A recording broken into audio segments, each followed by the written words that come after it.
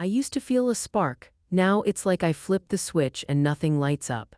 If that sounds familiar, you're not alone. Many men over 60 silently experience a decline in circulation, desire, and sensation without realizing the true cause.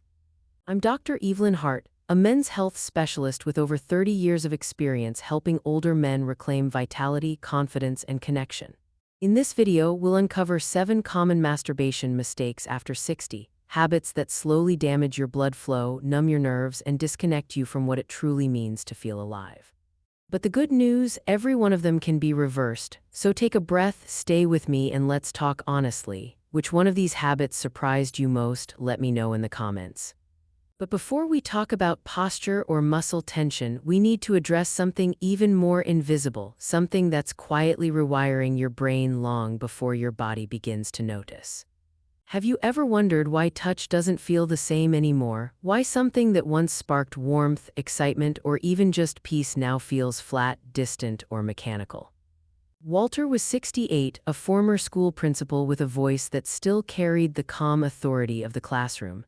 But that day in my office, he looked down, avoided my eyes, and said quietly, "I didn't feel broken, just missing." Like something I used to carry quietly left the room. There was a pause, then he added, "And I didn't even notice it had gone."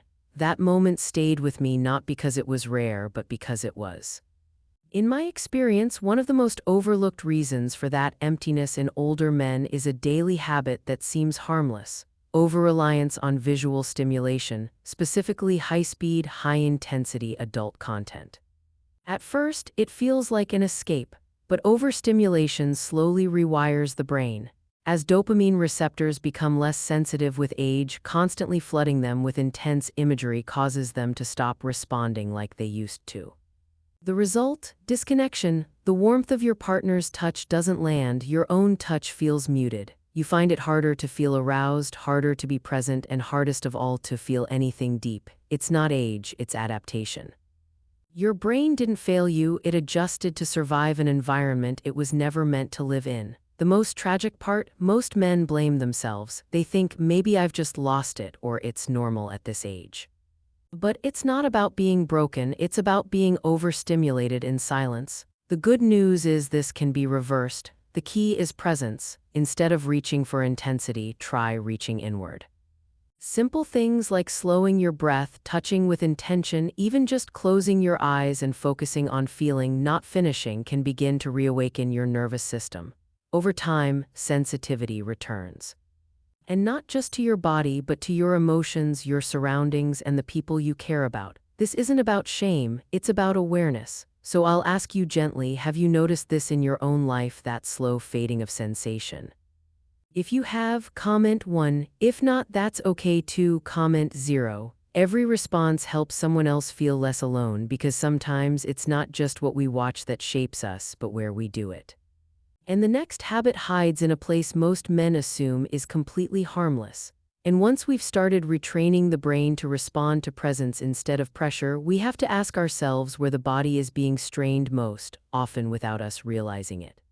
What if your most private habit is slowly crushing your circulation? I know that sounds dramatic, but I want to speak directly to the millions of older men who have formed a quiet routine.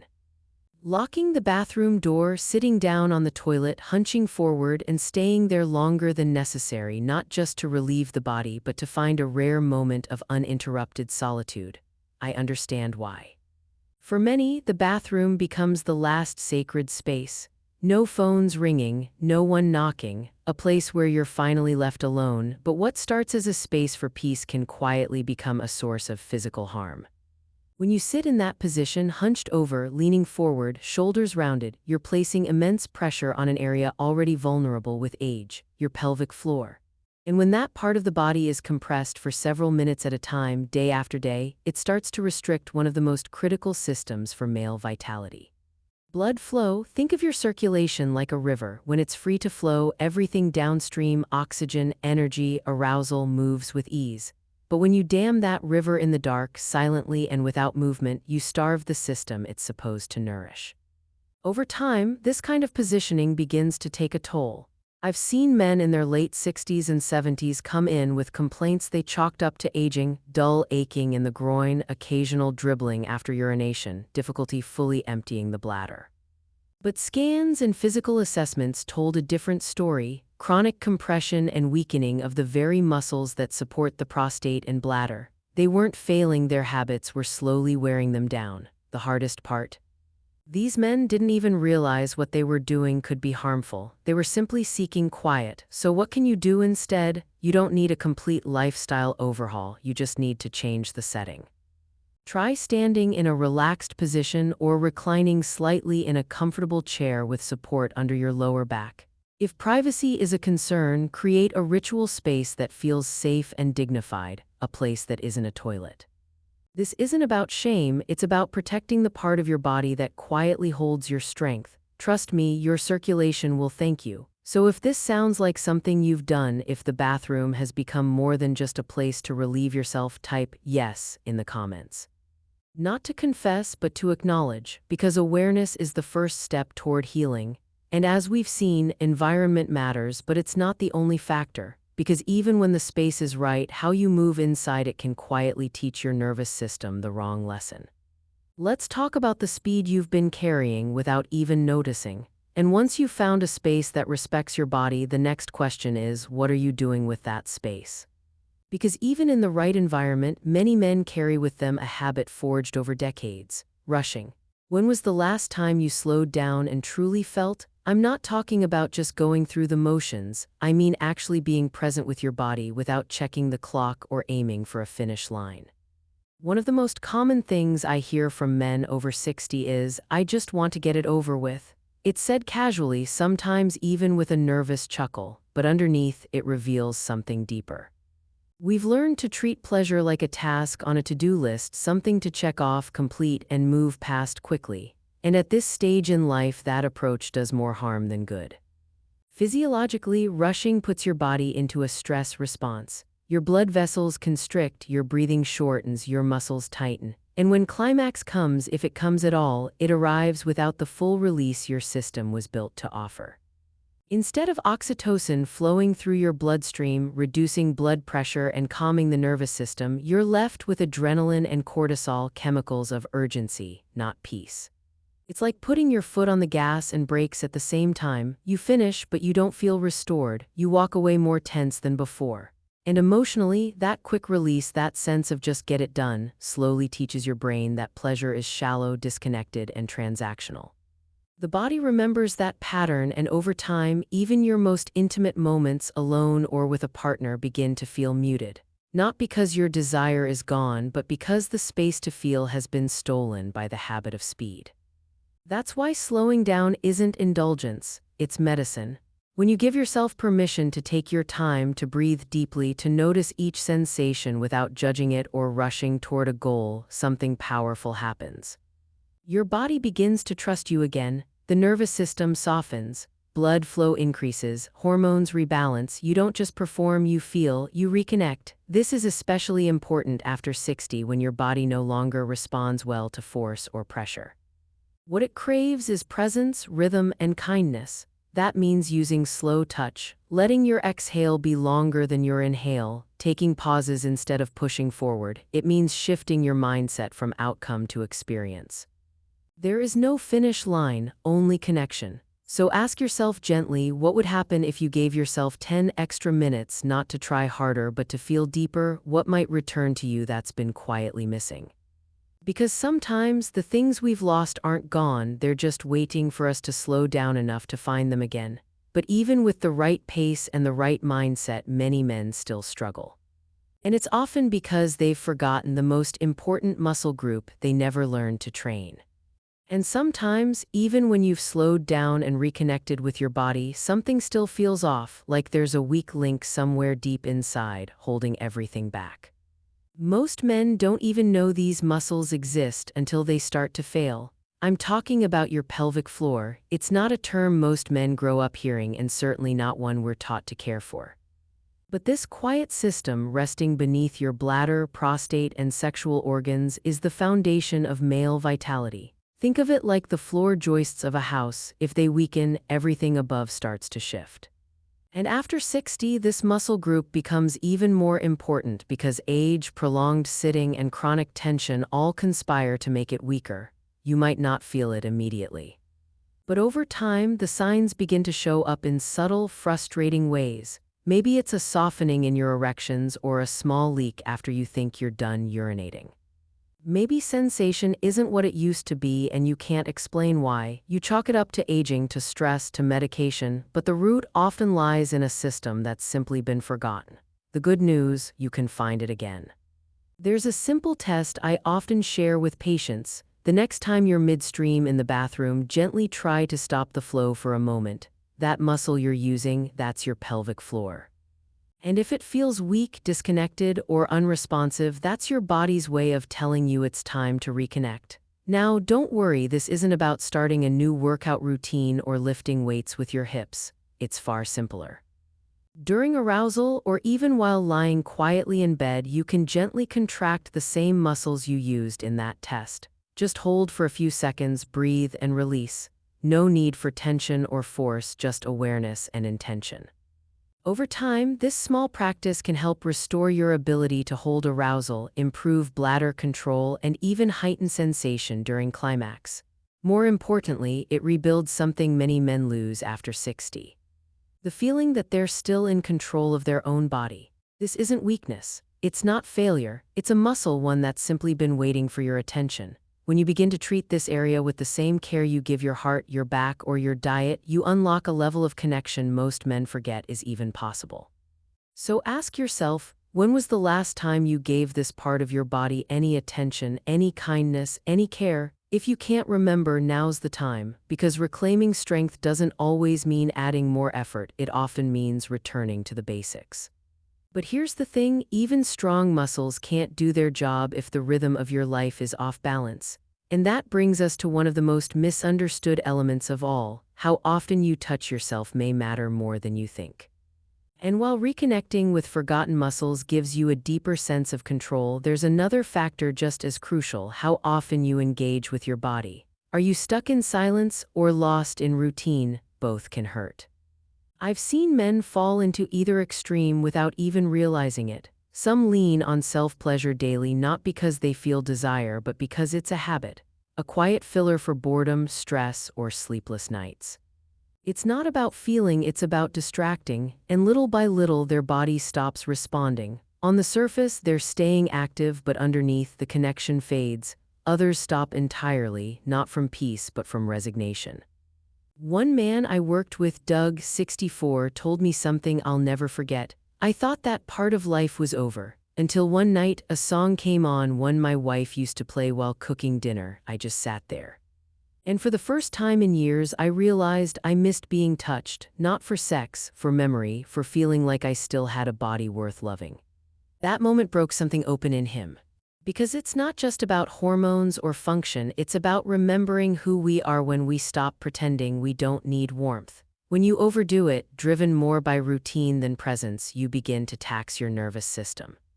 Your energy dips, your recovery slows, and your tissues become irritated, especially in areas already more fragile after 60. You may notice it takes longer to feel aroused, or that the release doesn't leave you with clarity, it leaves you feeling emptier. It becomes just another action stripped of meaning, and your body starts to respond accordingly.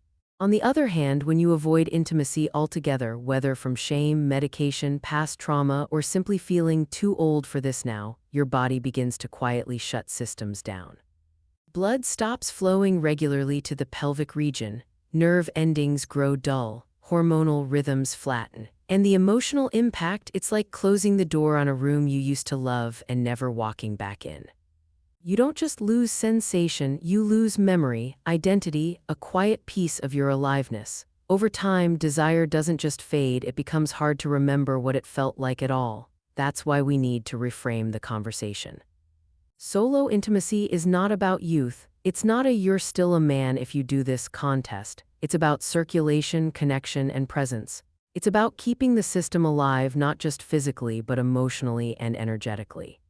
For most men over 60, I recommend this simple rhythm, 1 to 2 times per week. That's not a rule, it's a rhythm. one that gives your body time to restore, your nerves space to heal, and your mind a chance to be part of the experience. But more importantly, it makes the act meaningful again, done with care and curiosity, not out of compulsion or shame, done not because you have to, but because you've chosen to stay connected. Remember this. Your body speaks softly after 60. Learn to listen. It won't shout the way it used to, it will whisper. And if you lean in with patience, you'll begin to hear what it needs, not what you've been told, not what society suggests, but what your body in this chapter of life genuinely asks for. If this gave you a new way to think about your own rhythms, I hope you'll share it with a friend who might be quietly wondering the same things. Because these are the conversations we need, even if we've been too silent for too long. But even when the frequency is just right, there's still one habit that continues to cause the most invisible and lasting damage, especially to the part of you that's already most vulnerable. And once we've found the right rhythm balanced between silence and habit, there's still one habit I see far too often, one that doesn't get talked about but quietly leaves real damage behind. The tighter you grip, the more you lose. It's natural, especially as sensitivity fades, to try harder, to press more, to squeeze tighter. Many men over 60 fall into the same cycle. If I can't feel it the way I used to, maybe more intensity will bring it back. But in truth, that instinct to force feeling is doing the opposite. It's pushing your body further away from connection. I want to speak to this clearly and without shame, because I've sat across from men who were confused, frustrated, even afraid to ask. They didn't know why they were losing sensation, why there was a dull pain, why their body no longer responded the way it used to, even when the desire was there. Often, the answer was one simple but powerful habit: too much pressure. You see, the skin and nerves of the penis become more fragile with age. Years of friction, squeezing, or using firm objects to simulate sensation can quietly lead to micro-tears in the tissue. These aren't dramatic injuries. You don't see blood, you might not even feel them at first. But over time, that repeated strain leads to something deeper: nerve damage, scar tissue, and even subtle changes in shape, sometimes resulting in penile curvature, pain, or reduced blood flow. But beyond the physical cost, there's a psychological one that often cuts even deeper. When you grip tighter, you send a message to your body: fight for this. You create tension instead of surrender, combat instead of connection. Pleasure becomes performance, and performance becomes pressure. And in that space, healing has no room to enter. It's like trying to listen to music with your hands clenched. You may go through the motion, but the music gets lost in the force.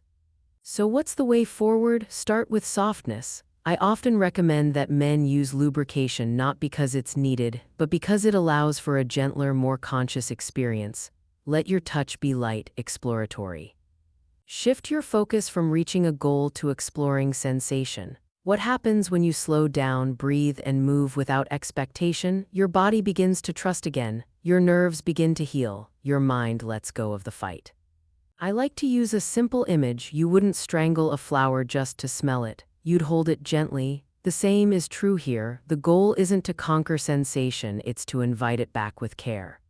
So let me ask you something most men never pause long enough to consider. What would happen if you stopped fighting your body and started honoring it? Because underneath the frustration, the force, the habit, there's a nervous system that still wants to feel if you let it. But as powerful as physical healing is, there's one final habit that strikes deeper than tissue or technique. It reaches into the emotional core of how we relate to ourselves and often reveals the wound many men carry in silence. And sometimes, after all the techniques, the pacing, the awareness, you still feel something's missing, not physically, emotionally, and that's because the deepest wounds don't live in muscles or nerves, they live in the spaces we never speak about. When was the last time you felt connected to yourself? I don't mean excited or satisfied, I mean held, present, safe. For many men I speak with, self-touch has become a quiet ritual that feels more like habit than healing. They do it out of boredom, restlessness, or sometimes just to fall asleep. But inside they describe it as flat, empty, almost mechanical, and that's the final mistake: masturbating without emotion, presence, or intention. It happens for reasons no one likes to admit: loneliness, routine, or that old ghost called shame. We're not taught to approach our bodies with care, we're taught to perform, to achieve. And when those achievements fade with age, we begin to believe that touch has no value if it's not hard, fast, or productive. But intimacy, true intimacy, is never about performance, it's about connection. And when the nervous system no longer associates touch with meaning, it stops releasing the very chemicals that give us peace: oxytocin, dopamine, serotonin. The result? A sense of flatness. Not depression exactly, but a quiet absence, as if pleasure became a memory you can no longer reach. What's worse is the story many men tell themselves, that if they can't feel like they used to, they're broken. That if they need to be gentle or slow or vulnerable, they've lost something essential. But I want to say this clearly: that story is not true. You are not broken, your body is not failing, it's asking for something deeper.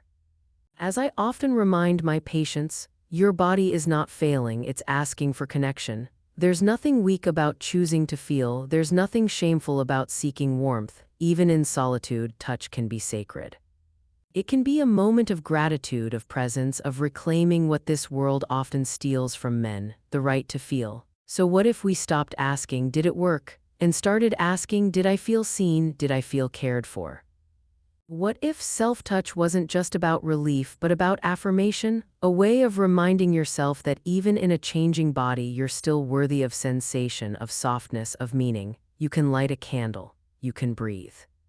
You can pause long enough to whisper, not to anyone else but to your own nervous system, I'm still here, I still matter. You can create moments that mean something again, and if you're still listening now, I want you to know. This isn't the end of anything, it's the beginning of awareness, the beginning of healing. You're not less of a man for wanting connection, you're more of one for being willing to seek it. Let's bring all of this together, because now that you understand what's been working against you, I want to show you how every one of these pieces can be used to rebuild something stronger. And now that we've explored every layer, from your habits to your hormones, from posture to presence, it's time to return to where we began. That moment when you said, I flipped the switch and nothing lights up. Maybe now you understand why. It wasn't your fault, it wasn't weakness. It was years of using the same tools in a body that's been quietly evolving. The truth is, those old habits weren't bad, they simply don't match the man you are now. They were created for a different season, a different rhythm, a different nervous system. What you need today is something deeper: attention, softness, breath, and the courage to listen to what your body is truly asking for. Because circulation can be restored, desire can return, connection can come back stronger than before, but it doesn't happen through force. It happens through awareness, through intention, through the decision to stop performing and start honoring. You're not losing your manhood, you're finally learning how to honor it. And that is not a decline, that is growth. If this touched something in you, please leave a comment or share it with a man who might be quietly struggling too. This next chapter is yours to reclaim.